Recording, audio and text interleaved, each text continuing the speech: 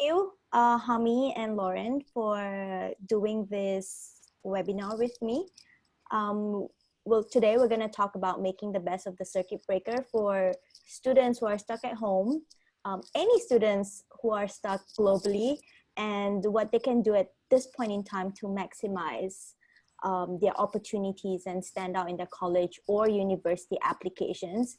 Particularly, we're going to talk about Australia, New Zealand, Canada, and the US and the UK. How about we start off with introducing who we are, and let's start off with Lauren. Oh, sure. So my name is Lauren. I am the head counselor at the Keys Admissions. Before working with counseling, I was a teacher, and before that, I went to Georgetown University and studied international politics. And I work with Sarah, the Education Pro, in terms of helping when I have students who apply to multiple countries like the UK and Australia and the US. Okay, fantastic. Thank you, Lauren. And let's move on to Hami. Hi, my name is Hami, and currently I'm in Toronto, Canada. I've been here for a year now, and I work in admissions for Hudson College, a small school in Toronto. Before Canada, I was in Singapore for 13 years. I started off going to RI, well, RGS first, then RI, and then NUS, and I worked as an admissions counselor in Singapore, college-wise, for a couple of years before relocating to Canada. I work with Sarah, the Education Pro, with students who need assistance with local Singapore applications as well as applications to US and Canada. All right, thank you, Hami. And now I'll introduce myself. I'm Sarah, and I am a counselor at the Education Pro. Right now, I am counseling students in regards to the Australia, New Zealand, the UK, and Singapore applications. Prior to this, I was an education counselor with a couple of big companies, such as IDP and Overseas Education. And right now I just decided to go independent to help more students with my own capacity. So like today we're gonna talk about what are the current admission situation in the various popular study destinations. And I think Hami being based in Canada and Lauren with such extensive knowledge with the US admissions process, they are the best people to seek clarity in regards to the current pandemic situation and how we can actually combat the whole the whole virus and admission process. So one of the few questions that I always get from the students I am working with now is that what is the current situation in countries such as Australia, New Zealand, and the UK, and predominantly too in Canada and the US, and how they can, you know, work within their capacity if there are four walls in their admissions process. So what do you think, Lauren and Hami, are things that's happening in US and Canada? Hami, you want to go first? Sure.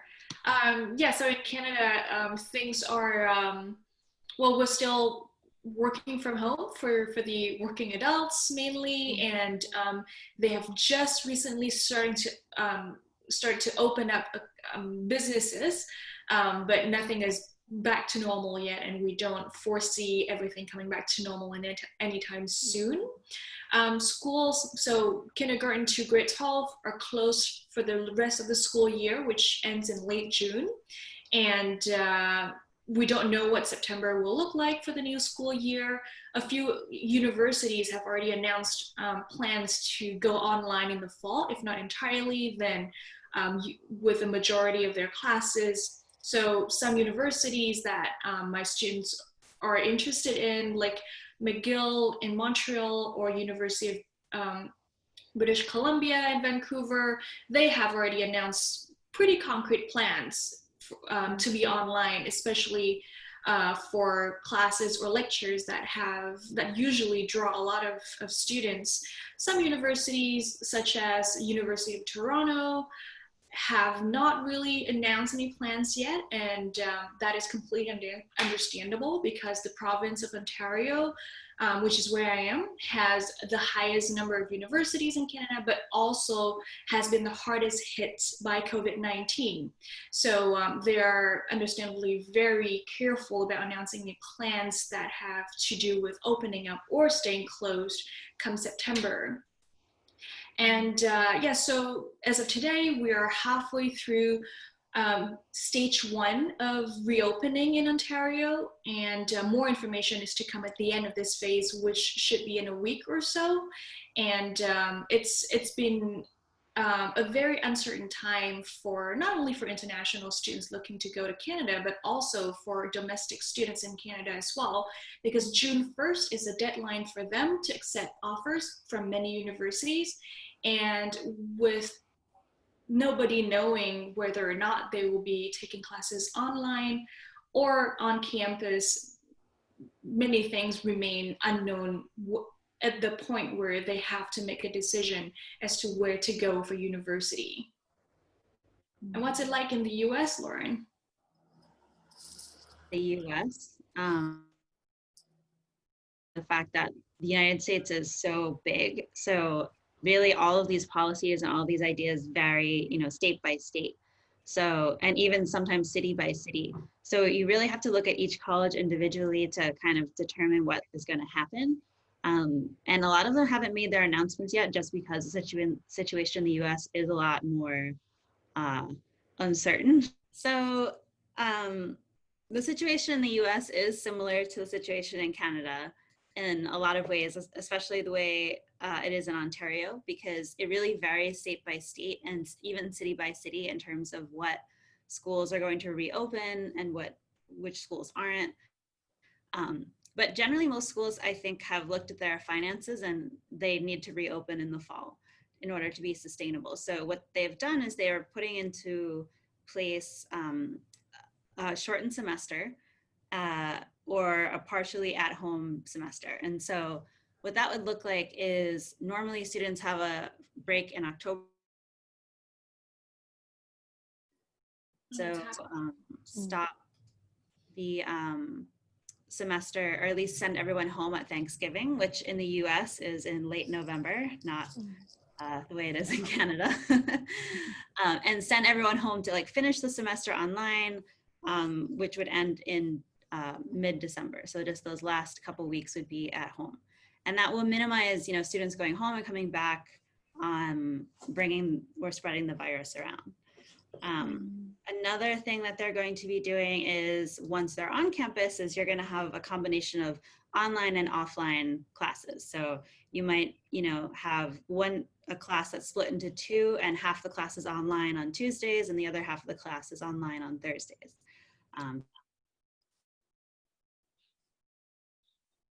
And they're going to invest a lot in contact tracing and do quarantine dorms.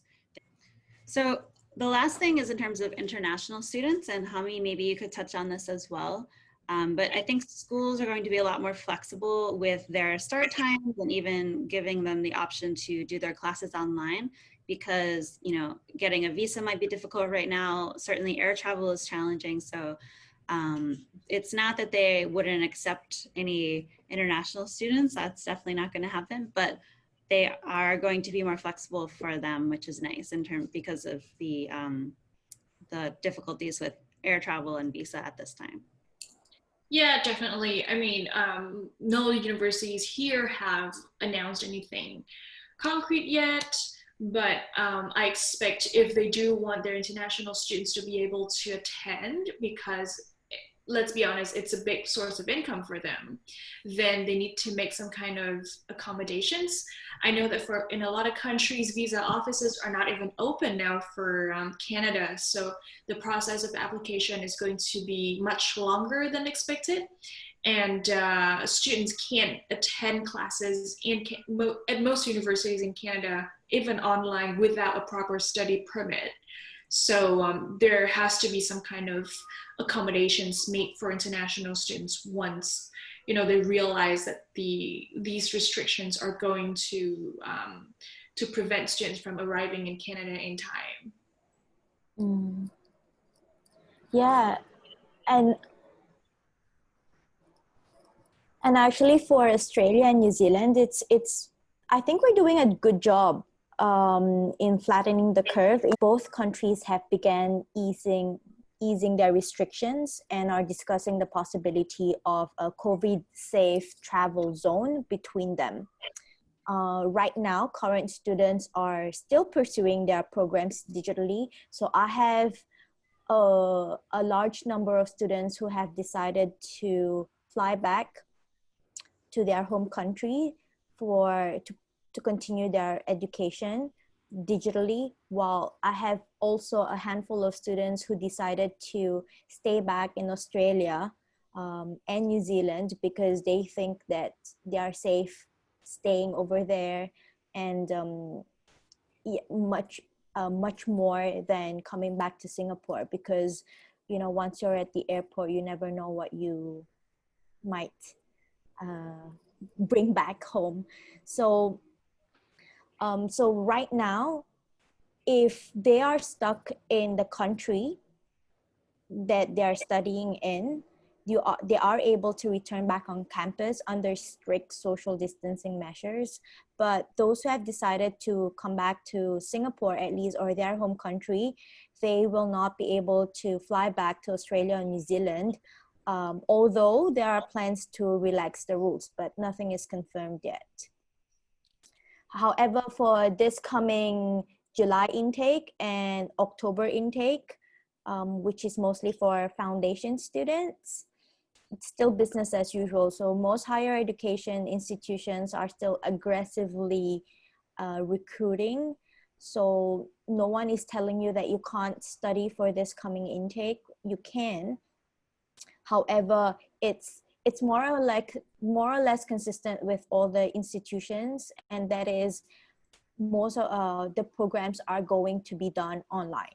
If you're an international student and you're stuck back in your home country, you can't get a student visa approved due to the situation, it's going to be online, and student international fees are going to be refundable for most of the universities if you do not get your student visa approved by the time the borders are open. So it's very consistent with both Australia and New Zealand. For the UK, however, there is very strict measures still, and also similar to maybe Ontario and the US. It's because they had such large number of cases in the country. So, however, higher institutions are still actively recruiting for this upcoming September intake. So UCAS late applications. So UCAS is this portal where students put in their applications to any universities in the UK. So this portal is still open for late applications till June, and clearing will go on as per usual, which is the process where universities and colleges are used to fill in places they have on their courses, and it will still go on in September.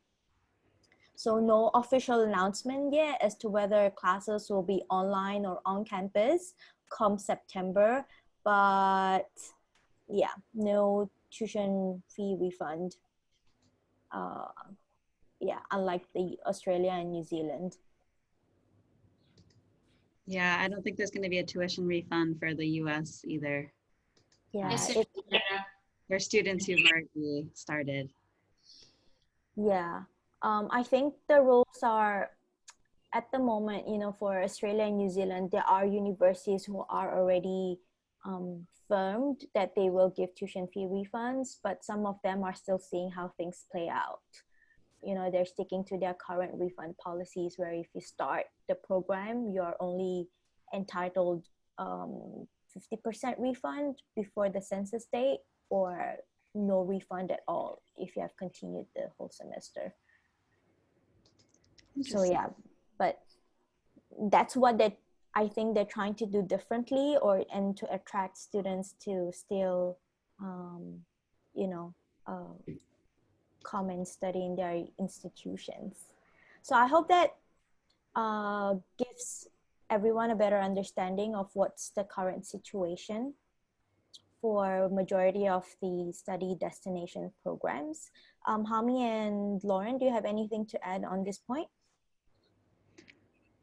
No, just I would say that for all of this really applies to the students who are already at school or are applying or are entering in this September intake, but students who are applying won't be attending until like late next year.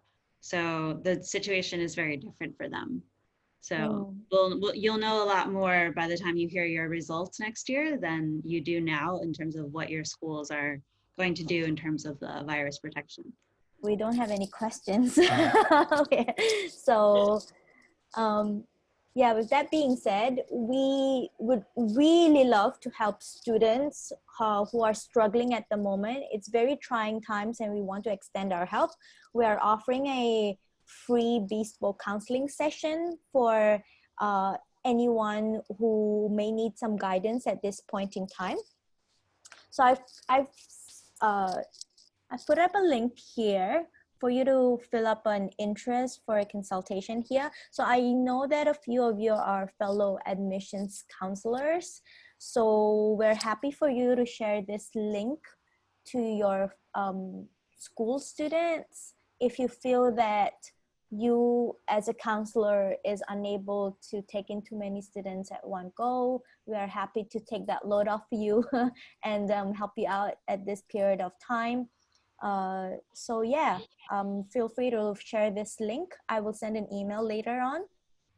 And after when the student has filled up this form, we'll reach out not more than 3 days to set up a consultation day and also to try to get to know them a little bit more, find out where they're heading and understand their preferred study destination. And with that being clarified, the counselor best suited for their needs will then take over the 1 hour counseling session on the date of appointment. So one thing to note is that this 1 hour session is definitely not enough for us to come up with a great application or essay editing plan for the student.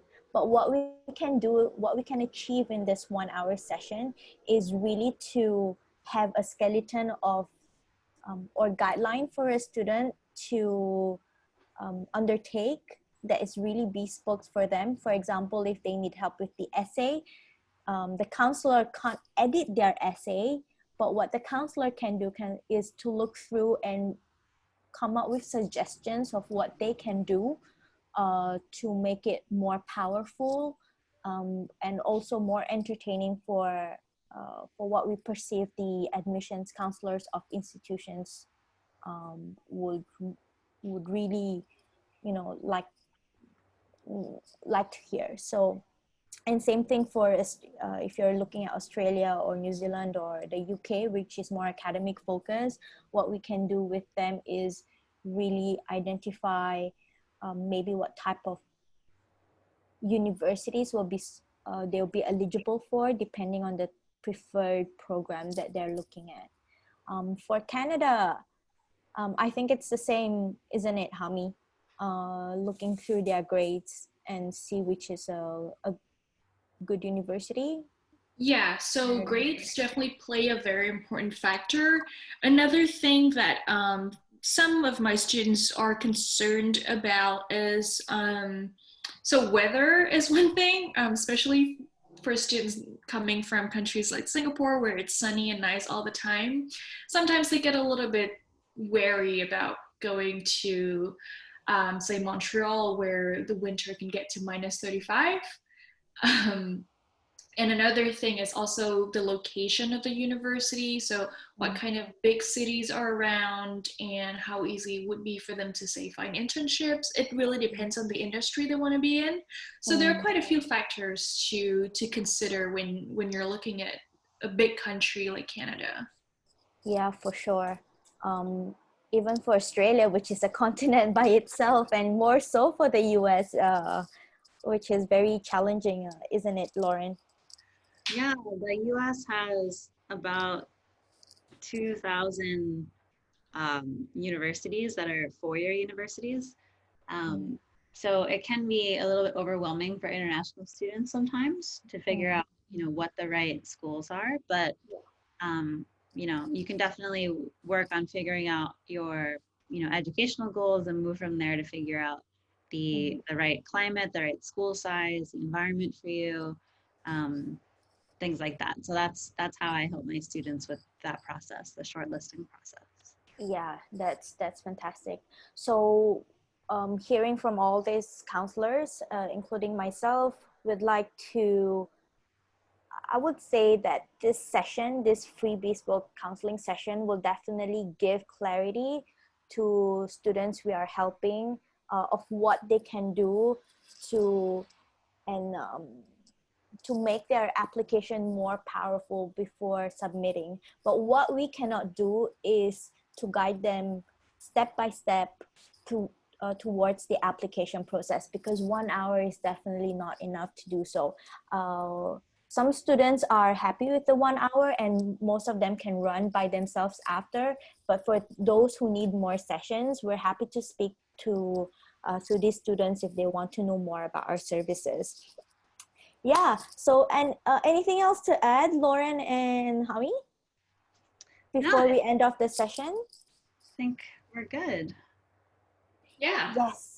Yeah, that's fantastic. So if you have more questions for those who are watching this webinar, the recording of this webinar, thank you once again for taking interest in this. And if you need more wise advice, if this is not enough, you can always send us an email before you send an expression of interest. Or if you really want to know more about what we do, we're a group of counselors working together to help students. You can always check out our website to understand the whole process and to understand exactly what we stand for. So with that being said, we are gonna end off this session. And we'll see you for the next one, hopefully soon. Yeah. Okay. Thanks, guys. Okay.